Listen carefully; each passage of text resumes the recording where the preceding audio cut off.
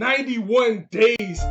Man, this series is going in and it continues to exceed my expectations for what I have for it. I just had a feeling in my heart that this series is going to be worth it, and I'm glad to see that we're 4 episodes in and we're still on that course, on that hype train for this series. What's up, everyone? It's your boy Infrar-Ed. Welcome to the Scott Report. Today I'm bringing you an anime review of 91 Days, episode 4. And overall, it's no need to say it was a fantastic episode because I already hyped it up, but this was a different episode than what we're used to from this series, as it was mostly comedy.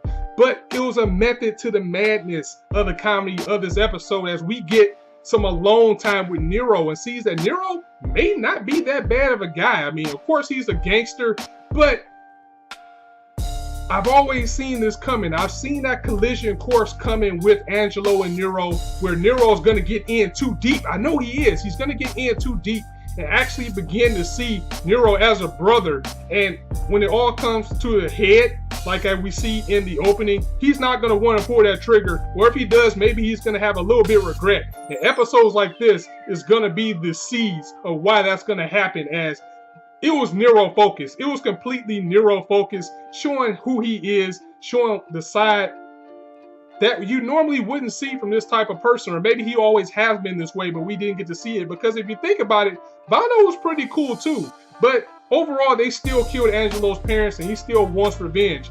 So Nero and Angelo are pretty much out and about. They're staying low because of the wedding that happened with Vano being killed, the Oracle family on the move with Fango and what they're doing. So they're laying low. They're in a small country and they're just trying to keep Nero safe from everything that's going on until everything blows over. And they're going to places. They're going to like little dive bars. They're stopping in little diners.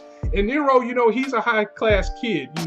He has his meals catered. He's eating the best of the best. But for him to be in the countryside, they're in this diner just eating regular pancakes. And he's like, oh my God, these are the best pancakes I ever tasted in my life. And the waitress were like, well, they're just normal, but I appreciate it. And, it's a little cool part where Angelo's putting the syrup on his pancakes. And, Nero's like, what are you doing? You're going to ruin them. You're going to get them so soggy, and now you're going to taste good. And he liked the meal so much that he tipped the waitress extra before he left, even though they don't have any money.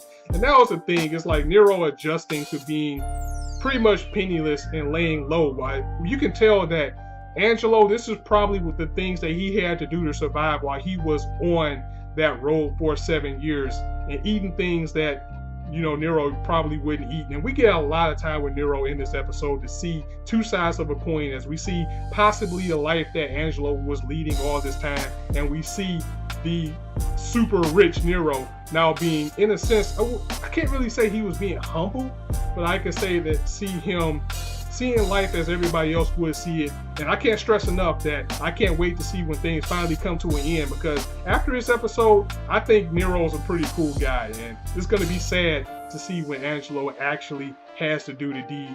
But furthermore, let's get into more points of the episode about what happened in this one. Now, just because this was a laid-back episode, there was still some savagery to be had, as the Oracle family has sent a Goliath, literally, after Angelo and Nero. This man was unstoppable. No matter what they did, he wouldn't stay down. I mean, they were shooting this guy. They ran him over with a car and tried to run away. He's taking stabs to the back. They beat that man and he just kept coming after them until I think they were laid low in a bar somewhere, and the owner came in and saw this dude, and he mowed him down with a shotgun and shot him a few times. And that was the final blow to take down the behemoth, as he finally fell. And he had a little dog with him as well, and they told him, take care of the dog. He's a good dog. He'll be a good partner. As Nero and Angelo go towards their next destination, bruises and beaten aside, but now they have formed something even stronger in a bond of friendship. But the biggest part of this episode was the campfire scene, where Angelo and Nero are talking to each other about their first job, because they laid low in like a campsite with some kids. They had like tents and things up for them to sleep for cheap, so they can stay under the radar. We got to see a lighter side of Nero, as I keep saying, as he was juggling and the kids, entertaining the kids. He was showing Angelo how to joke, where they put on a little show for them. And he shares over the campfire that him and Vano and his little sister used to do this all the time. So it was pretty good to get away from the gangster life and do this type of thing. It is here, though, that he asked about Angelo and his first job. And he says that the one that they went on was his first with Bongo. But what was Nero's first job? And this is where he says that when he was 14, he was sent to kill a man by the name of Lagusa, who we know is Angelo's father. And that was his first job. It was a bad job. He said it was completely botched. He was like, we killed the guy. He was just trying to take money from the family. I don't know if it was the intention or not, but we killed the guy. And it was a kid who got away. I shot at the kid, but he got away. That was my first job, and I've just been in too deep ever since. So it makes me wonder if Nero is a stone cold killer like the rest. Like, has he killed more people, as has he kind of laid low ever since this event happened? So that was pretty good as well. That was a huge point of the episode as we get the background, we get the kinship of Nero and Angelo. And I keep saying that because it's so important to what we're coming to a head here. And it might have helped Angelo see him in a different light. Like, maybe he didn't pull the trigger.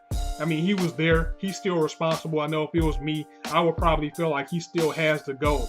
But now knowing that how he felt about it and seeing how Nero is as a person might have made him feel a little bit differently about it. So they need to get back to the world, because Bongo's being the beast and taking over. The Oracle family's taking over. You got the Glaciers doing their thing. They got to get back to the battle. And I think this will be the end of them laying low. We'll get back to the high octane stuff next week. But this was a phenomenal episode. I thoroughly enjoyed it. Guys, let me know what you thought of this episode in the comments. More importantly, let me know what you think that Angelo's gonna do. Like, do you think he's gonna actually kill Nero when this is all said and done, or will they try to work together, or what do you think? I personally think they're gonna end up working together and try to take over together. I don't think he's gonna kill him, because I think they're gonna become friends. But if he does, then Angelo's a straight savage. But the biggest thing that we found out in this episode is that Nero said it was 4 people who were sent to kill his father, but the letter only gave him 3 names. So who's the 4th?